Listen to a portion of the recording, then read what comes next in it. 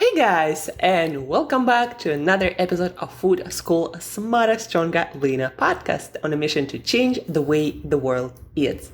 My name is Shurina. I'm a certified nutritionist, health, nutrition, brain performance coach, and just someone with a lot of passion to help you guys to basically eat better, practically, not just thinking about that, but also know how to use specific nutrition and behavior protocols to feel, look, and do your absolute best. And ultimately, guys, to live your best life experience.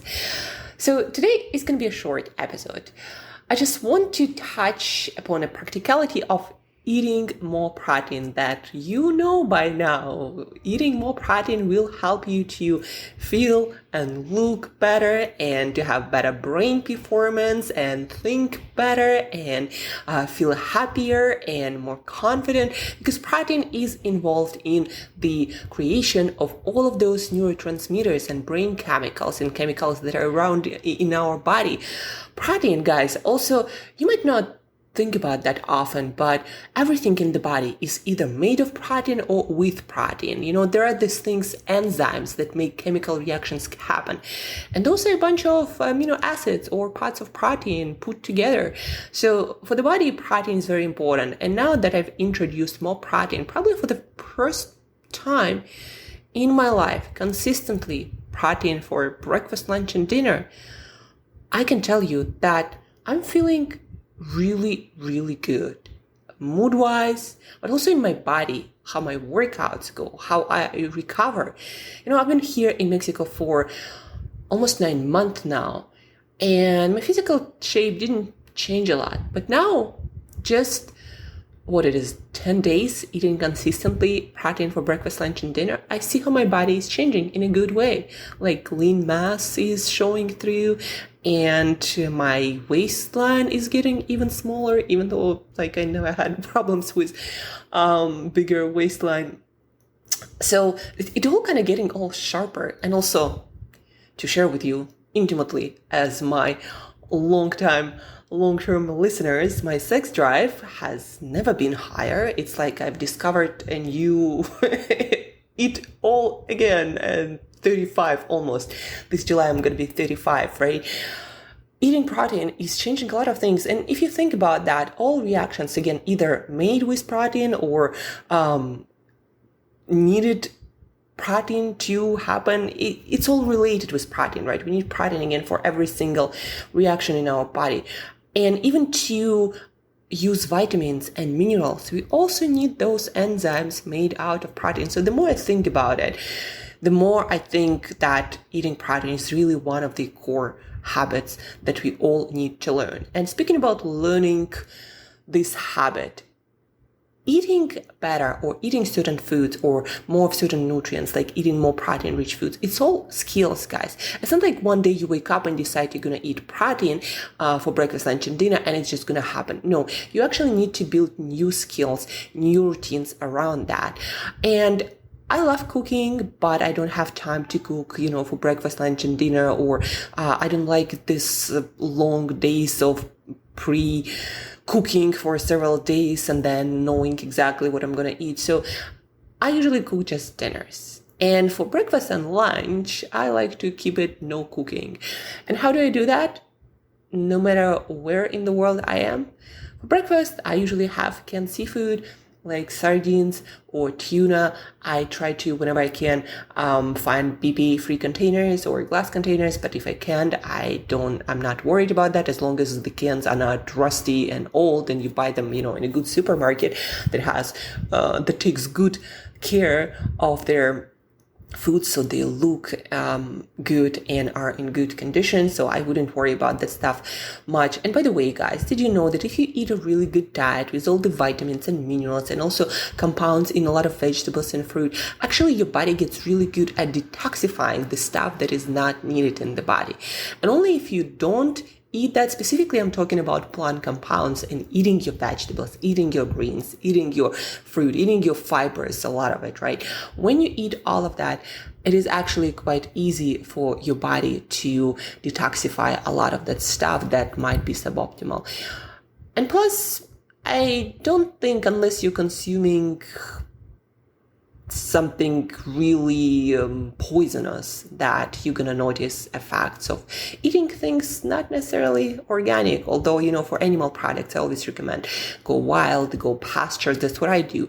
Go organic, because antibiotics and hormones that they inject in animals, so those do tend to have more pronounced effect in humans if you consume something on a daily basis. But so back to my practical protein eating. For breakfast, I usually have like a kind of sardines. I add either some eggs or some tuna. So I have 30 grams, 35 grams, sometimes 40 of protein for breakfast. I make sure that in a day I have 110 or so grams of protein. And I'm about 122 pounds now. So that's about a pound of protein for my body weight. Again, if I were a male, I would shoot for more. If I were a female who would exercise more and had more of a fitness career or pursuits, I would also add more. I'm not like into building muscle or doing crazy workouts, right? So 30-40 grams per each meal for the person. For the female of my size, it's plenty. So for breakfast, it's no cooking. Again, canned sardines, canned tuna, eggs, boiling them. I don't consider that a lot of cooking. For lunch, I usually have a lot of Greek yogurt, about like 400 or 500 milliliters, or what is it, like more than a pound, more than 16 ounces, or about 16 ounces, right? And that gives me 40 plus grams of protein from Greek yogurt specifically, because that is more condensed source of protein when you compare it to regular yogurt. Of course, no sugar added, no fillers. And for dinner, then I cook something: fish, seafood, chicken, red meat, not so much, organ meats once a week. So the practical side. And the point of this podcast was that eating protein is a skill, and you gotta build routines and systems that easily fit into your life. And that's when, on a consistent basis, you're gonna implement that habit. And that is true for any habit, guys.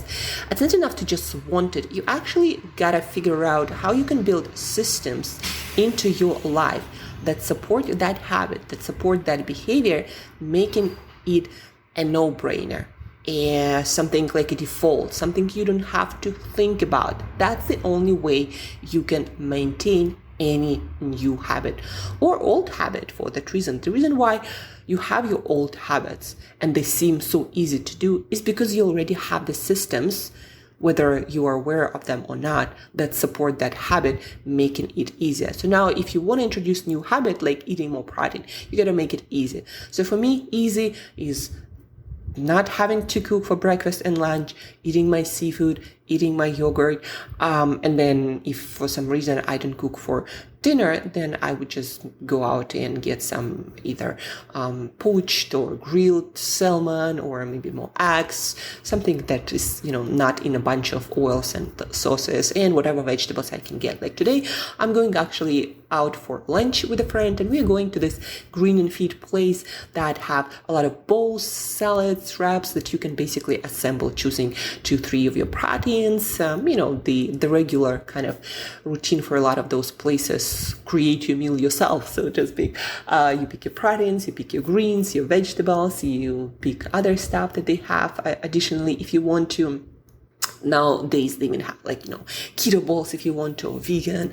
I'm actually none of that, right? So we'll see. Maybe I'm gonna try some quinoa. Haven't had that for a while. So that's the plan for my lunch date with a friend today. And what else? Again, back to eating protein or anything you want to start eating. How can you build a system in your life so it's easy?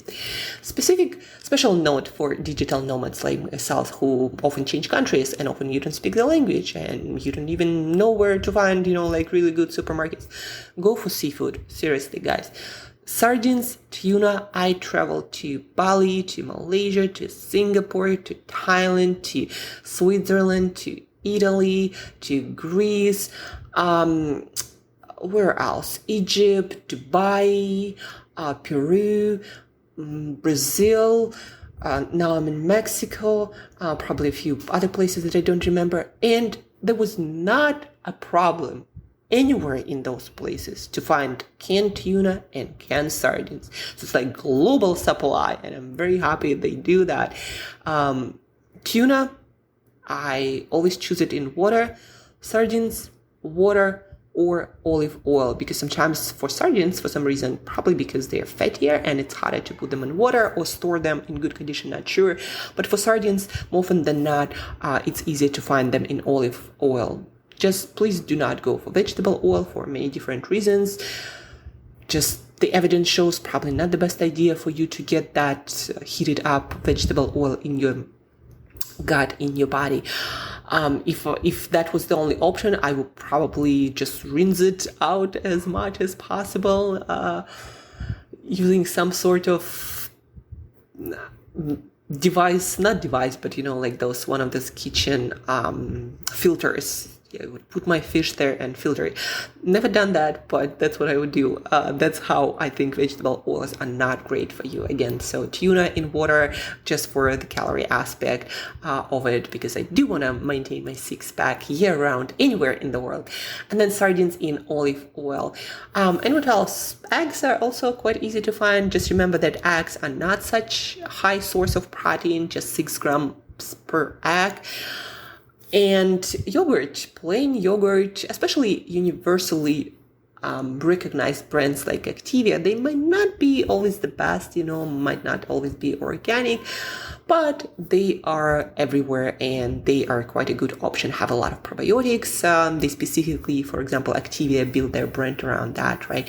And you find a sugar-free, no fillers, and by no fillers, I mean, read the label, and in the ingredients it should say some sort of milk, full fat, and like I usually go for like normal milk, and lactic bacteria or some bacteria. So those 2 ingredients should be on the yogurt label. And again, search for Greek yogurt is best because it has more protein, probably like twice as much protein per serving as any other yogurt. And that I also found everywhere, even in Southeast Asia. It was quite easy to find yogurts because they're not actually that big on dairy products, right? A lot of them, people in Asia do not do well with milk products. They just didn't evolve with that bacteria, lactic bacteria that eat the lactose and making milk more digestible. So, but that's about it. It was supposed to be a short episode, and again, I talked more than I planned, but hopefully all of the practical stuff that you can use. Again, eating protein, just like any other food, it's a habit, and it requires built systems in your life to maintain it.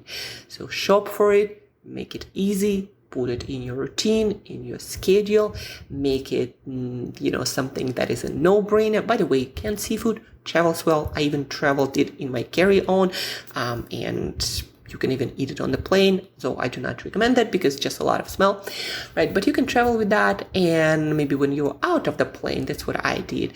Have some fork with you, maybe, the one that you get on the plane, so you get some protein in and not be hungry because when we are hungry, every junk looks delicious and we have so much less willpower to stick with our healthy eating plan. But when you get some protein in you, guys, your hunger for junk is reduced by a lot. That's another secret of healthy eating and maintaining great physical shape, by the way, guys. Do not wait when you are starving and there is no food by junk around. Eat your protein for breakfast, lunch, and dinner. Eat your other foods like vegetables and fruit and your yogurts, etc. Stick with meal schedule, and there is much less chance that you can be hungry for any junk out there. That's it for today, guys. So make it convenient, build systems, make it a routine, and there is no skill that you can't build. That's it for today. Thank you for listening. Share this episode with other people wanting to eat more protein and not sure how, and maybe not into cooking. So share this with them, especially digital nomads. Share if you have questions, reach out, check out the show notes because there are a bunch of links for my classes and also discounts for the supplement stack that I recommend. And as usual, till next time, eat better daily.